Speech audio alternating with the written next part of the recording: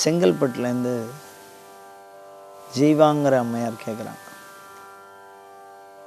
ஆயுதம் அஸ்திரம் இது ரெண்டுத்துக்கும் என்ன வித்தியாசம் அப்படின்னு கேட்குறாங்க. சிற்பசாஸ்திரங்கள் ரெண்டுத்தையும் வெவ்வேறு விதமாக சொல்கிறது. பொதுவாக யுத்தம் அப்படின்னா என்னென்னா, ஒருவரை ஒருவர் அடித்து வெற்றியை நிலைநாட்ட முயல்தல், அதான் யுத்தம்.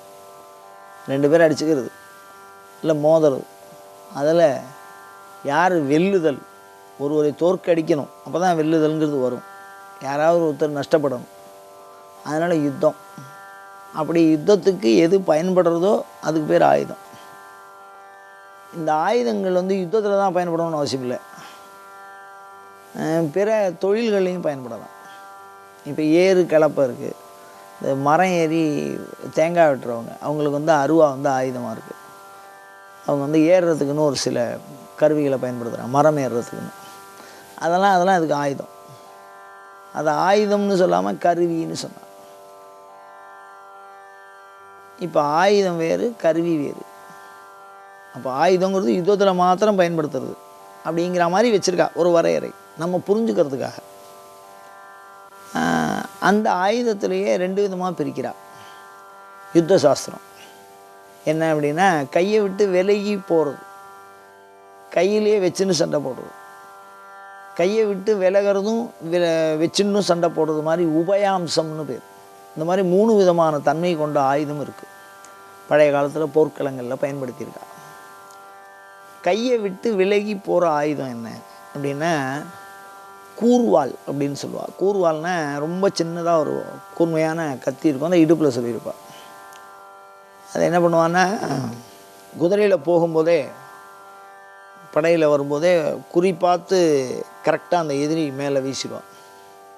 ஒரு தடவை அந்த வாளை தூக்கி போட்டோம்னா திருப்பி அந்த வாள் வராது, அங்கேயே போய் சேர்ந்துடும், அவள் அது கொன்னுடும். அது கூர்வாள், சின்னதாக இருக்கும். அது மாதிரி கையை விட்டு வெளியில் போயிடும். கற்களை வீசுகிற பழக்கம் இருக்குது, கல் எடுத்து அடிக்கிறது, கையில் கல் எடுத்து ஓங்கி அடிக்கிறது. அப்போ கையை விட்டு அந்த கல் விலகி போயிடும், அது விலகி அவளுக்கு போயிடும். ஆனால் இந்த கத்தி அப்படின்னு ஒரு ஆயுதம் வச்சுக்கணும், சாமிக்கெல்லாம் அந்த ஆயுதம் இருக்குது. அது எப்படி இருக்கு அப்படின்னா, கத்தி கேடயம் வச்சுருப்பான், கையிலே வச்சுட்டுருப்பா. அந்த கத்தி நம்ம கையை விட்டு விலகாது, கையில் வச்சுட்டுருப்பா. எதிரி குத்துக்கிற பொழுது அதை தாங்கி பிடிப்பார்கள், அது பேர் கேடயம்னு பேர். எதிரி குத்துறது நம்ம மேலே குத்தாமல் இருக்கிறது தடுப்பா, இந்த கையில் இருக்கிற வாளால் எதிரியை குத்துவா. அப்போ இந்த இந்த ரெண்டுத்துக்கும் உண்டான வித்தியாசம் பாருங்கள். ஒன்று நம்மளை காக்கிறது, ஒன்று எதிரியை தாக்கிறது. காத்தலும் தாக்குதலும் உபயாயுதம்னு பேர். அப்போ ரெட்டையாக இருக்கும் அது. இந்த ஆயுதங்கள் எப்போதுமே சூல கபால, கத்தி கேடைய, நம்ம ரெண்டாக வச்சுருப்பா. அந்த மாதிரி இருக்கும். காத்தல் ஆயுதம், தாக்கல் ஆயுதம்னு பேர். அதுக்கும் ஆயுதமாக தான் சொல்கிறேன். அதுக்கப்புறம் பார்த்திங்கன்னா உபயாம்சம்னு பேர். இதெல்லாம் கையில் வச்சு தான் சண்டை போட முடியும், கத்தி கேடயம்லாம். இப்போ முதல்ல சொன்னது கூர்வாள், தூக்கி அடிக்கிறது, கல்லால் தூக்கி அடிக்கிறது. ஈட்டியை தூரத்தில் தூக்கி வீசுறது. ஒரு தடவை கையை விட்டு போயிடுதுன்னா அவ்வளோதான், போயிடும், அந்த ஆயுதம் அங்கே போயிடும். அந்த மாதிரி இல்லாமல் உபயாம்சமாக இருக்கிறது வில்லம்பு. வில்லு நம்ம கையில் இருக்கும், அம்பை எடுத்து எதிரி மேலே தாக்குவா. அப்போ வில்லம்புங்கிறது உபயாம்சமாக இருக்கிறது, கையில் இருந்துட்டும் இருக்கும், எதிரியை தூரம் போயும் தாக்கும், தூரத்தில் இருக்கிற எதிரியை தாக்கும். அது பக்கத்தில் இருக்கிற எதிரியை தான் தாக்க முடியும் இந்த கத்தி கேடயம்லாம் வச்சுட்டு. கூர்வாளுங்கிறது ரொம்ப தூரத்தில் இருக்கிறவாளை தாக்கும், வில்லம்புங்கிறதும் தூரத்தில் இருந்தபடியே தாக்குதல் நடத்தலாம். அதை மாதிரி ஆயுதங்களை பயன்படுத்திக்கலாம். இதுக்கெல்லாம் ஆயுதம்னு பேர். இதில் என்ன ஒரு சிறப்புன்னா, இந்த அஸ்திரம் அப்படின்னா என்ன அப்படின்னா, இவைகளிலிருந்து முற்றிலும் முற்றிலும் மாறுபாடானது இந்த அஸ்திரம். என்ன அப்படின்னா, எந்த ஒரு பொருளையும் ஒரு மந்திர ஜபத்தினாலே ஆயுதமாக மாற்றுவதுக்கு அஸ்திரம்னு பேர். வல்லவனுக்கு புல்லும் ஆயுதம்னு சொல்கிற வழக்கம். ஒரு தர்பையை எடுத்து அதில் ஜபத்தை பண்ணி எதிரியை அழிச்சிட்டு வா அப்படின்னு விட்டோம்னா இந்த சேட்டிலைட்லாம் இப்போ விடுற அளவு நான் இந்த இப்போ உள்ள இந்த ஆகாச விண்வெளி வழியாக தாக்குதல் நடத்துகிற அளவுலையும் அந்த மாதிரி ஒரு தர்பையில் மந்திரத்தை பண்ணி அதை எதிரியை நோக்கி விடுறது. அப்படின்னா அது ஆயுதமாக மாறிக்கொள்ளும். வெறும் தர்பை, அதுக்கு எதிரியை குத்தக்கூடிய தன்மை அதில் இல்லை. ஆனால் இந்த மந்திரம் என்ன பண்ணுவோம்னா அதை மாறி ஆயுதமாக மாறி எதிரியை குத்தும்.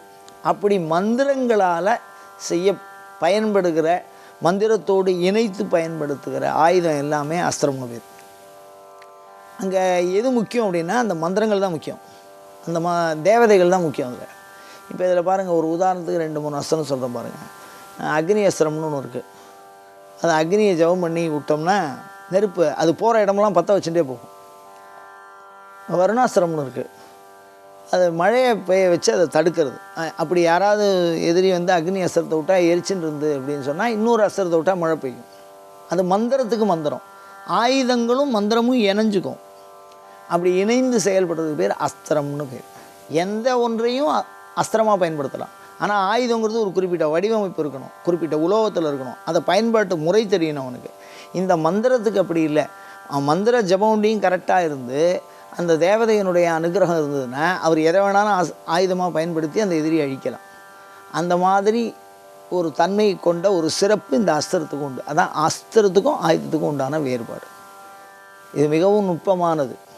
அந்த மந்திரம் தான் முக்கியம். ஒரு தேவதையினுடைய அருளால் எந்த ஒன்றும் ஆயுதமாகி எதிரியை தாக்க வல்லது. அது தாக்கிட்டு திருப்பி வந்து சேர்ந்துடும் அவள்கிட்டயே. எதிரியை தாக்கிட்டு திருப்பியும் வந்து யார் விட்டாலும் அவள்கிட்ட சேர்ந்துடும் அந்த தேவதை. அந்த அஸ்திரத்தினால் அடிபட்டு இறந்தவாளுக்கு மோட்சம், பாவம் கிடையாது. ஆனால் ஆயுதங்கள்னால தாக்கப்பட்டவாளுக்கு பாவம் இருக்குது.